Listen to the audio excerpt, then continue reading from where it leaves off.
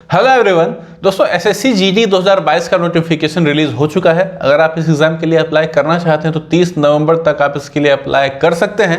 SSC GD के माध्यम से आपको अलग अलग पैरामिलिट्री फोर्सेज में एज एन आर्म्ड फोर्स सर्व करने का मौका मिलता है, जैसे कि BSF, ITBP, CRPF etcetera. SSC GD का जो सीबीई कंप्यूटर बेस्ड एग्जाम, जिसको हम लोग रिटन एग्जाम भी कहते हैं, वो जनवरी 2023 में होने वाला है। तो आज की इस वीडियो में मैं आपको यही बताने वाला हूँ कि इस एग्जाम के लिए आपको कैसे प्रिपेयर करना है, किन किन चीजों का आपको ध्यान रखना है।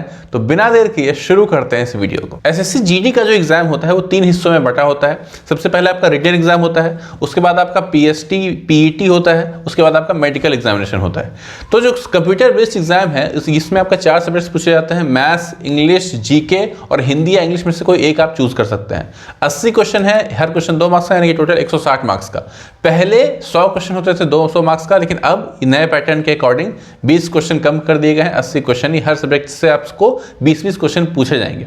अच्छा, अच्छी बात क्या है कि पहले भी आपको 1 घंटे का वक्त मिलता था, अभी भी आपको 1 घंटे का ही वक्त मिलता है। तो जो टाइम का जो प्रेशर होता था वो काफी घट गया है। वैकेंसीज जो है वो ऑलमोस्ट सिमिलर है, तो ये काफी अच्छी चीज है आप लोगों के लिए। रिटन अगर आप क्लियर कर लेते हो तो आपका पीईटी होता है, फिजिकल एंड्योरेंस टेस्ट होता है, इसमें आपको फिजिकली आपको टेस्ट किया जाता है। उसके बाद आपका पीएसटी होता है, फिजिकल स्टैंडर्ड्स टेस्ट, यानी कि आपका हाइट, आपका चेस्ट, इससे आपका मेजर किया जाता है पीएसटी में। पीईटी और पीएसटी क्वालिफाई करने के बाद तब जाके आपका मेडिकल होता है, और मेडिकल होने के बाद तब जाके आपकी मेरिट लिस्ट बनती है। यानी जितना टियर 1 रिटन एग्जाम जितना इंपॉर्टेंट है, उतना ही इंपॉर्टेंट ये सारे एग्जाम्स क्वालिफाई करने भी हैं, like PET, PST and medical. तो आपको इस बात का ध्यान रखना होगा कि पढ़ाई के अलावा फिजिकली भी काफी फिट हैं, चुस्त दुरुस्त और तंदुरुस्त। तो भाई मेरा तो ताल्लुक सिर्फ पढ़ने लिखने से है, तो मैं उसी के बारे में बात करूंगा। बात करते हैं टियर 1 के लिए आपको कैसे प्रिपेयर करना है, जो कि जनवरी में होने वाला है। ये दोनों बुक्स हैं एसएससी जीडी एग्जाम से रिलेटेड, बहुत ही अच्छे बुक्स हैं। इसमें क्या है कि इसमें जो पहले क्वेश्चन आ चुके हैं, 2021 वाला जो जीडी का पेपर हुआ था उसमें जितने सेट्स आए थे वो सारे के सारे सेट्स इसमें आपको कंपाइल करके दिए हुए हैं। टोटल इसमें 20 सेट्स हैं, ठीक है।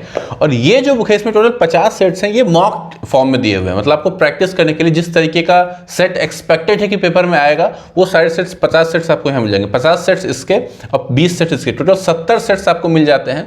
तो प्रैक्टिस करने के लिए बहुत ही अच्छा सोर्स है। इन बुक्स का लिंक मैं आपको नीचे दे दूंगा डिस्क्रिप्शन बॉक्स में। सॉल्यूशन भी काफी बढ़िया है इसमें, और कई बुक काफी पतली भी है, मतलब कम से कम वक्त में आप इसको चाहो तो सॉल्व कर सकते हो, अगर आपको थोड़ी सी भी रुचि है पढ़ने में। तो इन सब का लिंक आपको नीचे डिस्क्रिप्शन बॉक्स में मिल जाएगा, वहां जाके आप देख सकते हैं। सबसे पहले बात करते हैं मैथ्स के बारे में। मैथ्स में आएंगे आपको 20 क्वेश्चंस, वो 40 नंबर के होंगे, हर क्वेश्चन 2-2 मार्क्स का।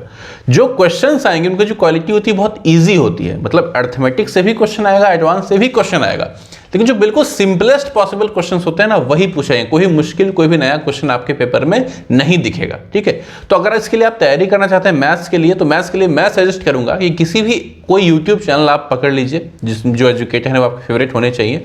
किसी भी YouTube चैनल से जो कि जीडी के लिए प्रिपेयर करा रहा हो, उससे आप पढ़ लीजिए, वो आराम से आपका कवर करवा देगा, ठीक है। अगर आप बुक से पढ़ना चाहते हैं, बुक से इसका सिलेबस खत्म करना चाहते हैं मैथ्स का, तो एक आरएस अग्रवाल की बुक आती है फॉर क्वांटिटेटिव एप्टीट्यूड। बिल्कुल बेसिक बुक है वो, बिल्कुल बेसिक क्वेश्चन में कवर्ड है वो। इसके लिए बिल्कुल मच मोर देन सफिशिएंट है। एक लेवल इससे ज्यादा ही आप पढ़ लोगे, ठीक है। जितना पूछा जा रहा है उससे आप अच्छे, उससे और बेहतर लेवल तक आप तैयार कर लोगे खुद को उस बुक से पढ़ के। बात करें रीजनिंग के बारे में, तो रीजनिंग के भी 20 क्वेश्चन है 40 नंबर के। तो जैसा रीजनिंग है उसके लिए आपको कुछ भी पढ़ने की जरूरत नहीं है, बस इन दोनों बुक्स में जो सेट्स, जितने भी 70 सेट्स हैं रीजनिंग के, वो सारे आपको सॉल्व कर लेने हैं मल्टीपल टाइम्स। कोशिश करना है कम से कम 2 बार तो कर ही लेना है, ठीक है। इसके अलावा रीजनिंग में कुछ भी आपको अलग एफर्ट किसी से पढ़ने की कोई जरूरत नहीं है।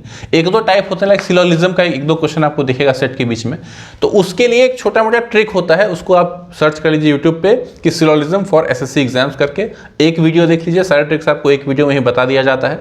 उसके अलावा जितने भी रीजनिंग के क्वेश्चन हैं सारे कॉमन सेंस के क्वेश्चन होते हैं। आपका दिमाग कितना तेज काम करता है उसके बेसिस पे आपको सॉल्व करना होता है। किसी से भी आपको कुछ भी, ना किसी बुक से, ना किसी टीचर से, किसी से भी कुछ पढ़ने की जरूरत नहीं पड़ती है। और बिल्कुल सिंपल लेवल का रीजनिंग भी है, कोई टफनेस यहाँ पे नहीं है। कुछ कुछ अच्छे क्वेश्चन देखने को मिल सकते हैं, लेकिन ओवरऑल टफनेस बिल्कुल भी नहीं होते इन पेपर के। बात करते हैं हिंदी का जो पेपर होता है, तो जिस तरीके से इंग्लिश में क्वेश्चन पूछा जाता है एसएससी एग्जाम्स में, वैसा ही क्वेश्चन आपको हिंदी में भी पूछा जाएगा। ऐसा नहीं है कि अगर आपने व्याकरण नहीं पढ़ी है हिंदी में तो आप हिंदी में अच्छा स्कोर नहीं कर पाओगे, ऐसा बिल्कुल भी नहीं है। जिस तरीके का पैराजम्बेटर क्वेश्चन पूछा जाता था इंग्लिश में, लाइक एक पैराग्राफ होता है, उसके सेंटेंसेस आगे पीछे कर दिए जाते हैं, आपको कहा जाता है सजाने के लिए, इंग्लिश में पूछा जाता है, वैसा ही क्वेश्चन हिंदी में भी पूछा जाएगा।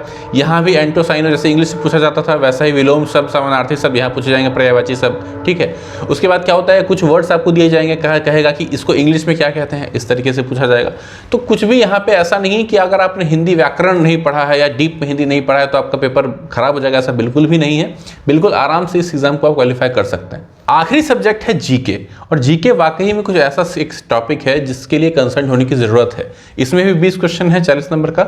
इसमें क्या है, करंट अफेयर्स से पूछा जाता है और स्टैटिक जीके भी पूछा जाता है। तो करंट अफेयर्स के लिए मैं आपको रिकमेंड करूंगा कि पिछले 1 साल का करंट अफेयर आप कवर कर लीजिए, यानी कि 2022 का जितना भी करंट अफेयर्स है वो आप कवर कर लीजिए।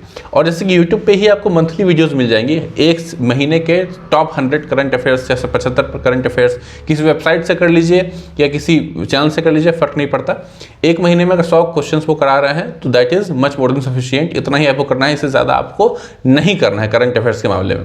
और स्टैटिक पोर्शन की बात करूं तो उसके लिए आप ल्यूसेंट आपके लिए बेस्ट है, ल्यूसेंट की बुक उठा लीजिए। लेकिन पूरा ल्यूसेंट मत पढ़िए, जितना वक्त बचा है उसमें ल्यूसेंट आप पूरा कवर कर भी नहीं पाओगे। पहले से अगर आप कर रहे हो फिर तो आपका सब कुछ सही है, कोई दिक्कत नहीं होगी। लेकिन अभी अगर आप शुरू कर रहे हो तो नहीं कर पाओगे। तो उसके लिए आप क्या करो कि जो जो आपका फेवरेट जो टॉपिक्स हैं, फेवरेट सब्जेक्ट्स हैं जीके के, लाइक हिस्ट्री हो गया, पॉलिटी हो गया, ज्योग्राफी हो गया, फिजिक्स हो गया, केमिस्ट्री हो गया, बायो हो गया, इकोनॉमिक्स हो गया, जो भी आपके फेवरेट टॉपिक्स हैं उसको पहले आप प्रेफर कीजिए पढ़ने का, पहले उसको कवर कर लीजिए।